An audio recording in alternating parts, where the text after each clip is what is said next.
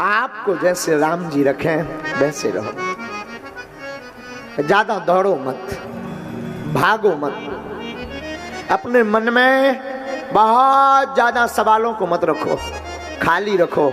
याद रखना, वही पात्र भरता है जिसका पात्र खाली होता है, जो पहले से भरा हुआ होता है उसमें कुछ नहीं भरता है। अपने मन को भावों से भरने के लिए, भक्ति से भरने के लिए संसार रूपी वासनाओं से खाली रखो। ये कामेक्षा, तृष्णा, ईर्षा, मत्सर, पाखंड, झूठ, इन सब से अपने आप से दूर रखो, खाली रखो। आप अपने मन को खाली रखोगे तो जहां भी जाओगे वहां से कुछ ना कुछ भर कर लेकर के आओगे।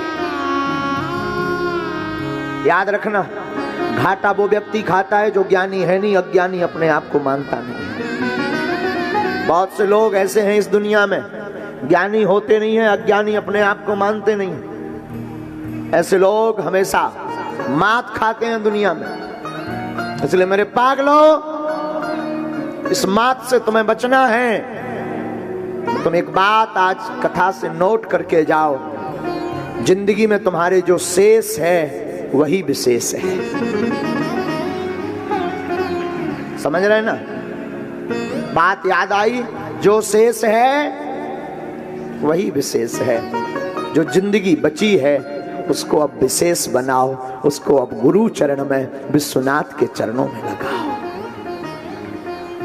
और आप अगर ऐसे जिंदगी जियोगे तो वही पुरानी बात जहां से आज की कथा प्रारंभ की थी, एक दिन ऐसा आएगा जिस दिन मौत तुम्हें लेने के लिए आएगी, वो भी शर्मा जाएगी कि मैं किस शहंशाह को लेने के लिए आई हूं।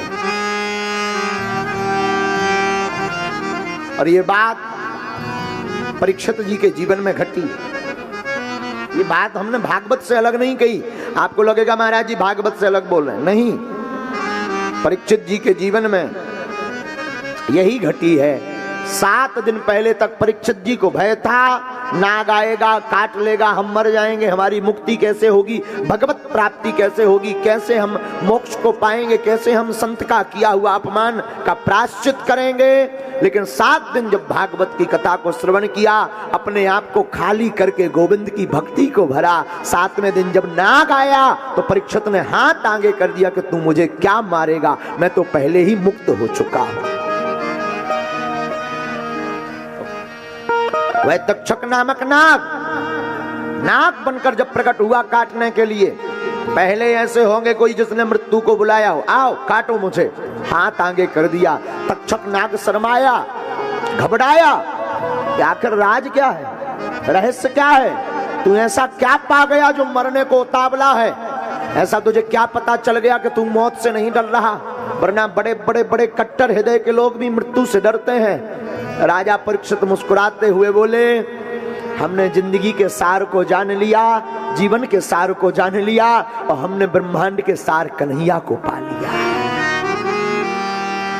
अब मुझे पता है माया मरी ना मन मरा, मर मर जाए शरीर, आशा तृष्णा ना मरी, कहे गए दास कबीर। एक होता समय का दान, एक होता ज्ञान का दान, एक होता अन्न का दान, एक होता वस्त्र का दान, एक होता है दिव्य का दान। पर कोई हमसे पूछे कि सबसे उत्तम दान कौन है, भगवान की भक्ति में दिया हुआ समय का दान ही सर्वोत्तम दान है। एक घड़ी आधी घड़ी, आधियों में पुनियाद, तुलसी चर्चा राम की, हरहि कोटि। समय का दान है मेरे पागलों, प्रभु की भक्ति में, भगवान की कथा में, गोविंद की वार्ता में, गुरु की सेवा में, माता पिता की सेवा में, राष्ट्र की सेवा में जो समय दिया जाता है वो समय दान कर कहलाता है। और समय दान के सामने सब दान फीके पड़ जाते हैं। तुम लाखों करोड़ों दान दोगे, रुपयों का दान दोगे, अभिमान आ जाएगा कि मैं दानी हूं। समय का दान दोगे तो अभिमान नहीं, स्वाभिमान आ जाएगा कि मैं राम का हूं। और जीवन में घातक अभिमान होता है, फायदेमंद स्वाभिमान होता है। हाँ, इतना स्वाभिमान होना चाहिए, हम राम जी के हैं, राम जी हमारे।